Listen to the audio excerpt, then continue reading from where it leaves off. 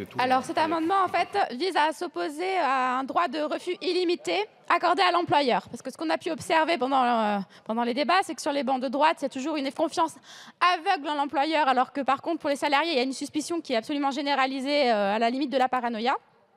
Alors, quand je parle de droit de refus illimité, alors bien sûr vous allez me répondre que l'employeur doit avoir des motifs tenant à l'organisation et à la continuité du service ou de l'activité économique, mais dans les faits on sait très bien que l'employeur peut toujours arguer de raisons organisationnelles. Alors, je dis il peut toujours arguer, mais en fait, il n'a même pas besoin de se casser la tête dans la mesure en fait, où il n'y a pas besoin, d'après cette proposition de loi, de motiver réellement ce refus. Et c'est d'autant plus dommageable que je rappelle qu'on n'a que 3,5% de la population en âge de donner qui le fait.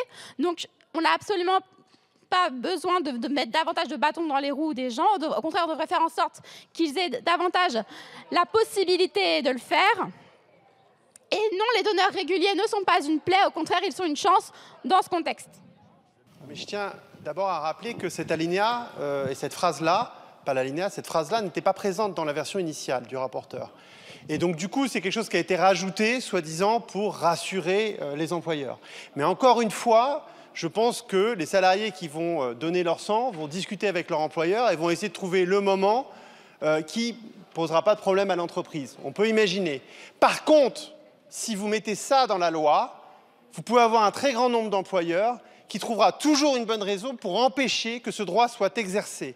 Donc tel que c'est rédigé, en fait, ça ne va pas. Parce que tel que c'est rédigé, finalement, ça va complètement vider le sens de la loi. Donc c'est pour ça qu'il faut voter contre.